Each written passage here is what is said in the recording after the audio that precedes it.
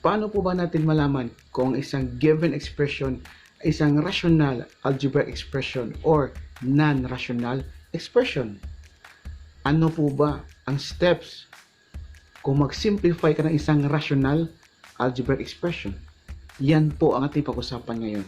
Kaya panoorin ang buong video para malaman po natin ang mga kasagutan. Pero kung bago po kayo sa aking channel, huwag niyo pong kalimutang mag-subscribe at pindutin ang notification bell para po maging updated po tayo sa lahat ng mga videos.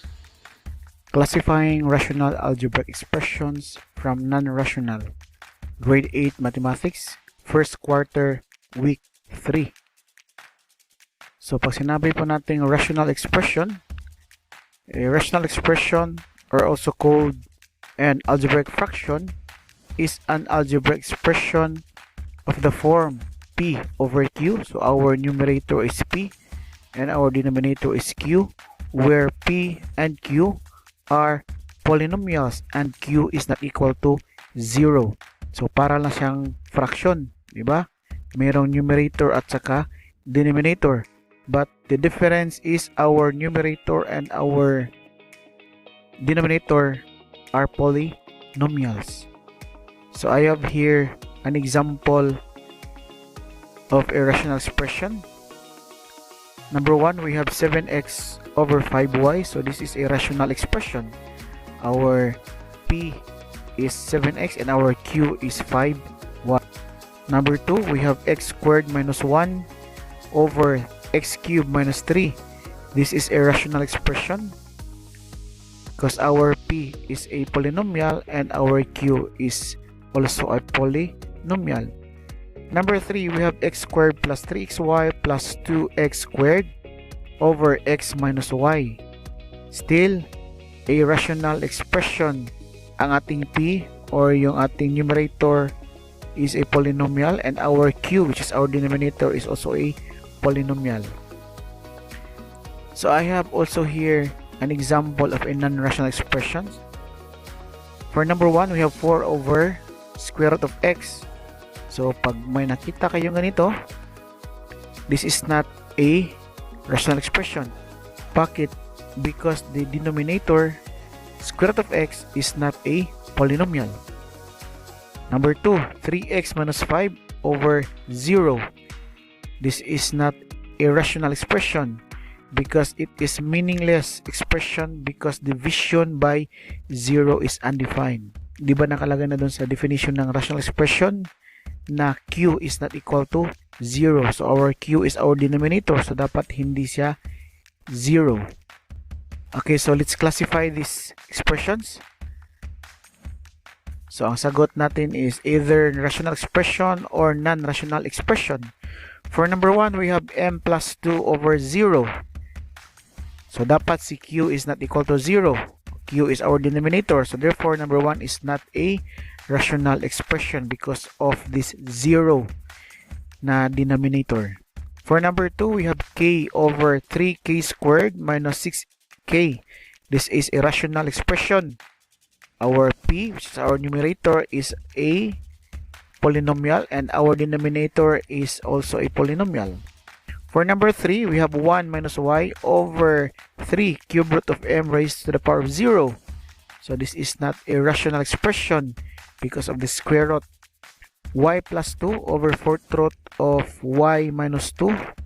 This is not a rational expression because of this one, our denominator.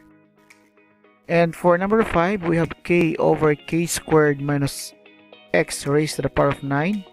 This is a rational expression because our p, yung numerator po natin, is a polynomial and our q, which is our denominator, is also a polynomial.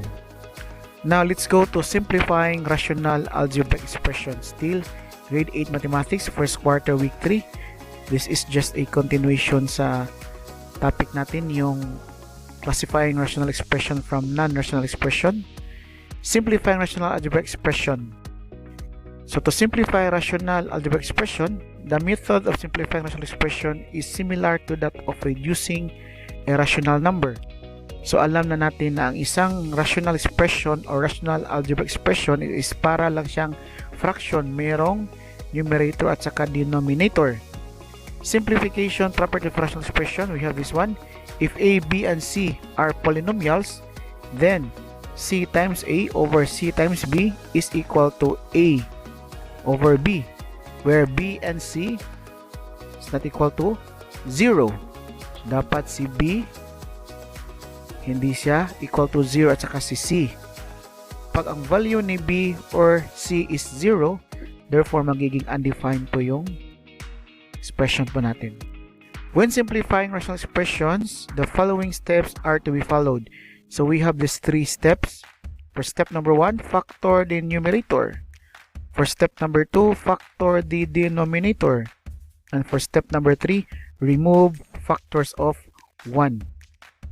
For our example, we have here example number 1. Reduce to simplest form. Our given is 36a cubed x cubed y over 18a raised to the power 4 xy squared. So first step, factor the numerator. Second step is factor the denominator. Ang factor po ng ating numerator na 36 is pwede sa magiging ganito. 2 times 2 times 3 times 3. 2 times 2 is 4. 4 times 3 is 12. And 12 times 3 is 36. And we have a cubed. A cubed is a times a times a. That is a cubed equal to a cubed. And we have x cubed. X times x times x is equal to x cubed. And we have y. For our denominator, meron po tayong 18. Yung 18 is pwede sa magiging ganito. 2 times 3, that is 6 times 3 equal to 18. And we have a raised to the power 4. A times a times a times a. Then we have x. Isa lang yung x natin. And we have y squared. So y times y. Third step, remove factors of 1. So kung makikita natin sa numerator at saka dito sa denominator, meron pa silang kapareho, di ba? So we have 2 here. So ma-remove po natin tong 2 sa numerator at saka denominator. Then yung 2 sa numerator, dyan lang siya kasi wala nang ibang 2 sa denominator. We have dalawang 3 sa numerator at saka dalawang 3 sa denominator. So ma-remove po natin yan. Yung a naman, may tatlong a sa numerator, may 4 na a sa denominator. Ma-remove yung tatlong a din dito sa denominator, at saka maiwan yung isa. For our x, may tatlong x sa numerator, may isang x sa denominator. So isa lang yung ma-remove. At saka si y, may isang y sa numerator at saka may dalawang y sa denominator. So ma-remove yung isang y sa numerator. So ang maiiwan ay 2 saka dalawang x sa numerator, and sa denominator ay a at saka si y. So therefore our final answer is 2x squared over a y. Pero pwede din natin gamitan ng ganito. We have this law. X raised to the power of m over x raised to the power of n is equal to x raised to the power of m minus n, or 1 over x raised to the power of m minus n. So instead na iisa-isahin natin yung ginawa natin kanina, gagamitin natin to. So this is our given. Way back sa ating example kanina. Still example number 1, yung given pa natin. We have 36a cubed x cubed y over 18a raised to the power of 4x y squared. So 36 is pwede sa maging ganito. 18 times 2 still equal to 36. Yung 18 sa baba, 18 times 1 or still 18, diba? And for the a, may 4 na a sa baba. Sa denominator pa natin, may tatlong a sa numerator. So magiging a raised to the power 4 minus 3. And for the x, may tatlong x sa taas, x cubed. Merong isang x sa baba or sa denominator. So magiging x cubed minus 1. Diba? Or x raised to the power of 3 minus 1. Then we have also the y, magiging y raised to the power of 2 minus 1. ma-remove po natin si 18. So, ang maiiwan sa numerator is 2. Tapos, may x raised to the power of 3 minus 1 po tayo. So, magiging x squared. Din sa denominator, meron tayong a raised to the power of 4 minus 3. So, therefore, mayroong maiiwan na isang a. Saka si y raised to the power of 2 minus 1. So, may isang y. So, our final answer is 2x squared over a y. For our second example, we have this one. Our given is 7x squared y raised to the power of 6 over 21x cubed y cubed. Okay, so ganito po yun.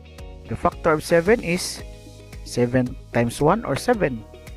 And for the 21 sa denominator, magiging 7 times 3. 7 times 3 is equal to 21. Meron po tayong y raised to the power of 6 sa taas, saka y raised to the power of 3 sa denominator. So, magiging y raised to the power of 6 minus 3. And for the x, meron tayong x squared sa taas, x cubed naman sa baba. So, magiging x raised to the power of 3 minus 2. So, our final answer is y cubed over 3x. Kasi maano to, ma-remove po natin si 7. Yung maiwan sa denominator is 3. Yung si y naman, 6 minus 3. So, magiging y cubed. Yung si x naman, 3 minus 2, magiging x. So, therefore, y cubed over 3x. For our last example, example number 3, we have this given x squared minus 5x plus 4 over x squared minus 1.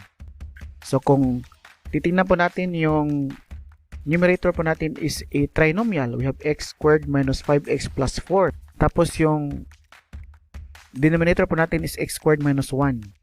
Okay, so first step, factor the numerator. Babalik po tayo doon sa factoring sa week 1 to 2 po natin. So, pwede natin ito i-factor using the trinomial whose leading coefficient is 1. Diba? Hindi naman to perfect square trinomial. So, gagamitin po natin yung steps kung paano mag-factor ng trinomial whose leading coefficient is 1. So, the factor of x squared minus 5x plus 4 is quantity x minus 4 times the quantity x minus 1. Okay, so review po natin yung lesson po natin sa week 1 to 2, yung factoring. Diba? Factoring different types of polynomials. And for our denominator, factor the denominator. Our denominator is a difference of two squares. Diba? X squared minus 1. So, the factor of x squared minus 1 is quantity x minus 1 times the quantity x plus 1.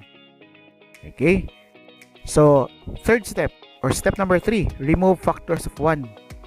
So, ito po yung ating numerator. We have quantity x minus 4 times quantity x minus 1. And our denominator is quantity x minus 1 times quantity x plus 1. So, meron po silang kapariha. Itong si x minus 1 sa numerator at saka sa x minus 1 sa denominator. So, ma-remove po natin sila. So, ang maiiwan ay quantity x minus 4 over quantity x plus 1.